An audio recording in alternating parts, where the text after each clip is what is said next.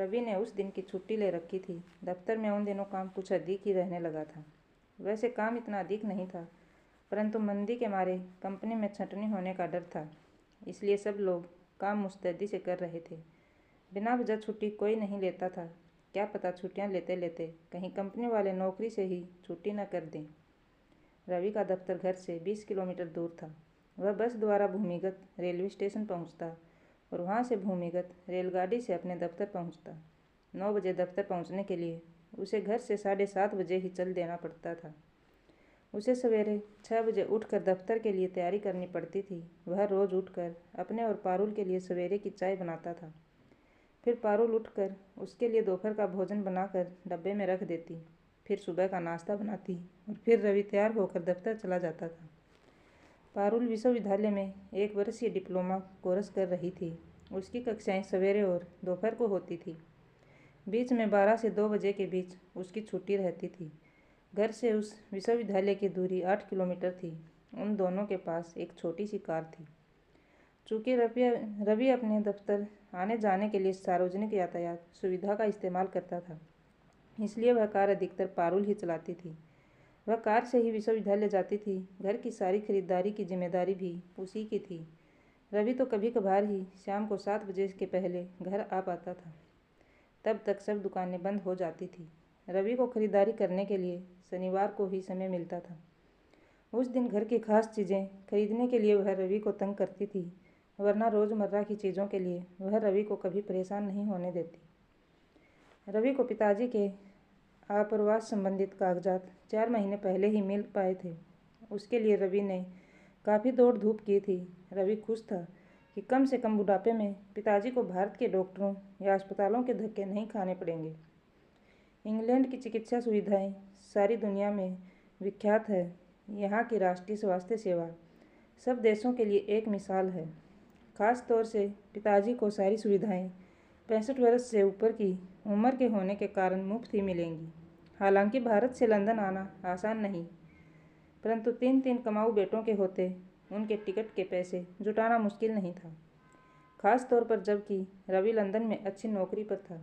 जब पारुल का डिप्लोमा पूरा हो जाएगा तब वह भी कमाने लगेगी। लंदन में रवि 2 कमरे का मकान खरीद चुका था।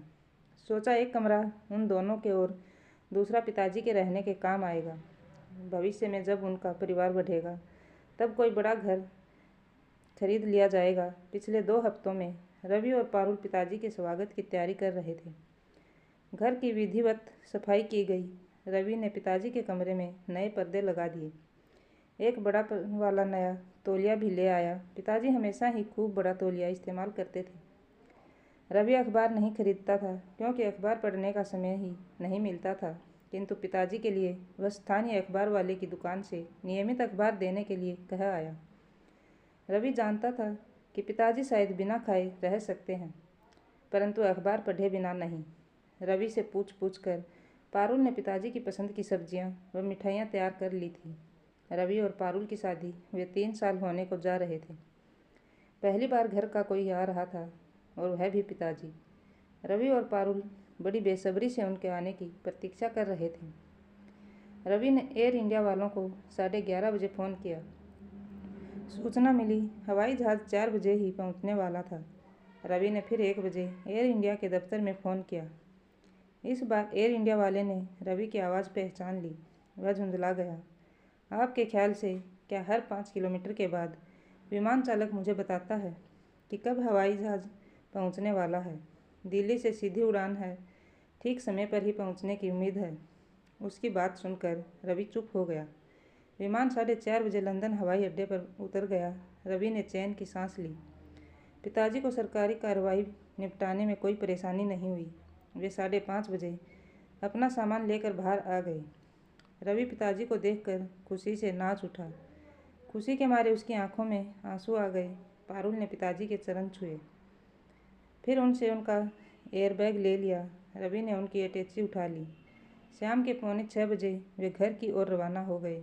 उस समय सभी दफ्तरों और दुकानों के बंद होने का समय हो गया था, अतः सड़क पर गाड़ियां ही गाड़ियां नजर आ रही थी। घर पहुंचते पहुंचते 8 बज गए। पिताजी सोना चाहते थे। सफ़र करने के कारण रात को सो नहीं पाए थे। दिल्ली में तो उस समय 2 बजे होंगे, इसलिए उन्हें नींद नहीं आ रही थी। पारुल रसोई में फुलके बनाने लगी। रवि ने पिताजी के थैले से चीज़ें निकाल ली। पिताजी मिठाई लाए थे। रवि ने मिठाई फ्रिज में रख दी। पारुल सब्जियां गर्म कर रही थी और साथ ही साथ फुलके भी बना रही थी। हर रोज़ तो जब वह फुलके बनाती थी तो रवि माइक्रोवेव में सब्जियां गर्म कर दिया करता था, परंतु उस दिन रवि पिताजी के पास ही बैठा था। पारुल ने खाने की मेज़ सजा दी। रवि और पिताजी खाना खाने आ गए। पिताजी ने बस एक ही फुलका खाया। उनको भूख से अधिक नींद सता रही थी। खाने के पश्चात पिताजी सोने चले गए। रवि बैठक में टीवी चलाकर बैठ गया। पारुल ने रवि को बुलाया।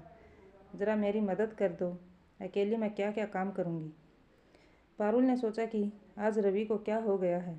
उसे दिखता नहीं कि रसोई का इतना सारा काम निपटाना है, बाकी बची सब्जियों को फ्रिज में रखना है, खाने की मेज़ की सफाई करनी है। हमेशा तो जब पारुल बर्तन मांजती थी तब रवि रसोई संवारने के लिए ऊपर के सारे काम समेट दिया करता था। रवि कुछ सकुचाता हुआ रसोई में आया और कुछ देर बाद ही बिना कुछ खास मदद किए बैठक में चला गया। पारुल को रसोई का सारा काम निपटाते निपटाते 10:30 बज गए। वह बहुत थक गई थी, अतः सोने चली गई। सवेरे अलार्म बजते ही रवि उठ बैठा और उसने पारुल को उठा दिया। कुछ देर और सोने दीजिए, अभी आपने चाय कहाँ बनाई है। पारुल बोली, चाय तुम्हें बनाओ। पिताजी के सामने अगर मैं चाय बनाऊंगा तो वे क्या सोचेंगे। पिताजी तो पहले ही उठ गए थे। उनको लंदन के समय के अनुसार व्यवस्थित होने में कुछ दिन तो लगेंगे ही। सवेरे की चाय तीनों ने साथ ही पी। रवि चाय पीकर तैयार होने चला गया। पारुल दरवाजे के बाहर से सवेरे ताज़ा अखबार ले आई। पिताजी अखबार पढ़ने लगे। पता नहीं पिताजी कब और क्या नाश्ता करेंगे। उसने खुद पिताजी से पूछ लिया, नाश्ता कब करेंगे पिताजी। 9 बजे कर लूँगा, पर अगर तुम्हें कहीं जाना है तो जल्दी कर लूँगा, पिताजी ने कहा। तब तक रवि तैयार होकर आ गया। उसने तो वही हमेशा की तरह का नाश्ता किया, टोस्ट और दूध में कॉर्नफ्लेक्स। पारुल पिताजी ऐसा नाश्ता नहीं करेंगे। उनको तो सब्जी के साथ पराठा खाने की आदत है और एक प्याला दूध। तुम कोई सब्जी बना लेना थोड़ी सी, दोपहर को खाने में कल शाम वाली सब्जियां नहीं चलेंगी, दाल और सब्जी बना लेना, रवि बोला। दफ्तर जाते जाते पिताजी की रुचि और सुविधा संबंधित और भी कई बातें रवि पारुल को बताता गया। पारुल को 10 बजे विश्वविद्यालय जाना था, परंतु पिताजी का नाश्ता और भोजन तैयार करने की वजह से वह पढ़ने न जा सकी। उसने 2 पराठे बनाए और आलू उबाल कर सूखी सब्जी बना दी। वह सोचने लगी, पता नहीं भारत में लोग नाश्ते में पराठा और सब्जी कैसे खा लेते हैं। यदि मुझसे नाश्ते में पराठा सब्जी खाने के लिए कोई कहे तो मैं तो उसे एक सज़ा ही समझूंगी। पारुल बेटी, मैं ज़रा नमक कम खाता हूँ और मिर्च ज़्यादा, पिताजी ने प्यार से कहा। बाप बेटे की रुचि में कितना फ़र्क है। रवि को मिर्च कम और नमक ज़्यादा चाहिए। पारुल ने सोचा, कम नमक मिर्च की सब्ज़ी बनाऊंगी, जिसको ज़्यादा नमक मिर्च चाहिए वह ऊपर से डाल लेगा। नाश्ते के बाद पारुल ने दोपहर के लिए दाल और सब्ज़ी बना ली। यह सब करते करते 11 बज गए थे। पारुल ने सोचा, पिताजी को 11 बजे खाना खिलाकर 2 बजे विश्वविद्यालय चली जाऊंगी। 11:30 बजे उसने फुलके बनाकर खाने की मेज़ पर खाना लगा दिया। पिताजी ने रोटी जैसे ही खाई, उनके चेहरे के कुछ हाव भाव बदल गए। शायद तुमने सवेरे का गूंदा आटा बाहर छोड़ दिया होगा, इसलिए कुछ महक सी आ रही है, पिताजी बोले। पारुल अपने को अपराधी सी महसूस करने लगी। उसको तो रोटियों में कोई महक नहीं आई। कुछ घंटों पहले ही तो आटा गूंथा था। खैर, आगे से सावधानी बरतूंगी, पारुल ने सोचा। खाना खाते खाते 11:15 बज गए। बर्तन मांजने और रसोई साफ करने का समय नहीं था। पारुल सब काम छोड़कर विश्वविद्यालय चली गई। विश्वविद्यालय से घर आते आते 4:30 बज गए। पिताजी उस समय भी सो ही रहे थे। जब उठेंगे तो चाय बनाऊंगी, यह सोचकर वह रसोई संवारने लगी। पिताजी 5:30 बजे सोकर उठे।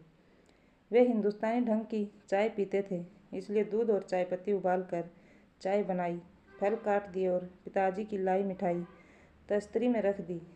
चाय के बर्तन धोते धोते 6:30 बज गए। वह बैठक में आ गई और पिताजी के साथ टीवी देखने लगी। 7 बजे तक रवि भी आ गया। रवि के लिए चाय नहीं बनाओगी, पारुल, पिताजी ने पूछा। पारुल हमेशा की तरह सोच रही थी कि रवि दफ्तर से आकर खाना ही खाना चाहेंगे, परंतु दिल्ली में लोग घर में 9 बजे से पहले खाना कहाँ खाते हैं। चाय बना दो पारुल, खाने के लिए भी कुछ ले आना। खाना तो 9 बजे के बाद ही खाएंगे, रवि ने कहा। पारुल कुछ ही देर में रवि के लिए चाय बना लाई। रवि चाय पीने लगा। शाम को क्या सब्जियां बना रही हो पारुल, रवि ने पूछा। सब्जियां क्या बनाऊंगी, कल की तीनों सब्जियां और छोले ज्यों के त्यों भरे रखे हैं। सवेरे की सब्जी और दाल रखी है, वही खा लेंगे, पारुल ने कहा। रवि ने पारुल को इशारा करते हुए कुछ इस तरह देखा जैसे आंखों ही आंखों में उसको झिड़क रहा हो। बासी सब्जियां खिलाओगी पिताजी को, रवि रुखाई से बोला। मैं तो आज कोई सब्जी खरीद कर लाई ही नहीं। चलिए बाजार से ले आते हैं, बिमल जी की दुकान तो खुली ही होगी। इस बहाने पिताजी भी बाहर घूम आएंगे, पारुल ने कहा। रवि ने अपनी चाय खत्म कर ली थी। वह अपनी चाय का प्याला वहीं छोड़कर शयन कक्ष में चला गया। पारुल को यह सब बहुत अटपटा लगा। सोचा क्या हो गया है रवि को, घर में नौकर रख लिए हैं क्या, जो कल से साहब की तरह व्यवहार कर रहे हैं। कुछ देर बाद तीनों बिमल बाबू की दुकान पर पहुंच गए। रवि की जिद थी कि खूब सारी सब्जियां और फल खरीद लिए जाएं। पिताजी जरा कुछ दूरी पर देसी घी के डब्बे की कीमत देखकर उसकी कीमत रुपयों में समझने की कोशिश कर रहे थे। इतनी सारी सब्जियों का क्या होगा, कहाँ रखूंगी इनको, फ्रिज में, पारुल ने शिकायत के लहजे में कहा। जब तक यहाँ पिताजी हैं तब तक घर में बासी सब्जी नहीं चलेंगी। मुझे तुम्हारे पीहर का पता नहीं, परंतु हमारे यहाँ बासी सब्जी नहीं खाई जाती, रवि दबी आवाज़ में यह सब कह गया। पारुल को रवि के ये शब्द कड़वे लगे। मेरे पीहर वालों का अपमान करके क्या मिल गया है तुम्हें, पारुल ने कहा। घर आते ही रवि ने पारुल को ताज़ी सब्जियां बनाने के लिए कहा। पिताजी ने जिद की कि नई सब्जी बनाने की क्या ज़रूरत है, जबकि दोपहर की सब्जियां बची हैं। पारुल की जान में जान आई। अगर सब्जियां बनाने लग जाती तो खाना खाते खाते रात के 11 बज जाते। पिताजी रसोई में ही बैठ गए। रवि भी वहीं खड़ा रहा। वह कभी पारुल के काम में हाथ बटाता और कभी पिताजी से बातें कर लेता। खाना 9 बजे ही निपट गया। रवि और पिताजी टीवी देखने लगे। पारुल रसोई का काम सवेरे पर छोड़कर अपने अध्ययन कक्ष में चली गई। पढ़ते लिखते रात के 12 बज गए। बीच बीच में रसोई में बर्तनों के खड़कने की आवाज़ आती रही। शायद रवि चाय या दूध तैयार कर रहा होगा अपने और पिताजी के लिए। पारुल इतना थक गई थी कि उसकी हिम्मत बैठक में जाकर टीवी देखने की भी न थी। बिस्तर पर लेटते ही नींद ने उसे धर दबोचा। अलार्म की पहली घंटी बजते ही उठ गई पारुल। रसोई में चाय बनाने पहुंची। पिताजी को वहां देखकर चौंक गई। पिताजी ने रसोई को पूरी तरह से संवार दिया था। बिजली की केतली में पानी उबल रहा था। मेज पर 3 चाय के प्याले रखे थे। आपने इतनी तकलीफ क्यों की, पारुल ने कहा। अब मेरी सफ़र की थकान उतर गई है। मैं यहाँ यही निश्चय करके आया था कि सारा दिन टीवी देखकर अपना समय नहीं बिताऊंगा, बल्कि अपने को किसी न किसी उपयोगी काम में व्यस्त रखूंगा। तुम अपना ध्यान डिप्लोमा अच्छी तरह से पूरा करने में लगाओ। घर और बाहर के कामों की जिम्मेदारी मुझ पर छोड़ दो, पिताजी बोले।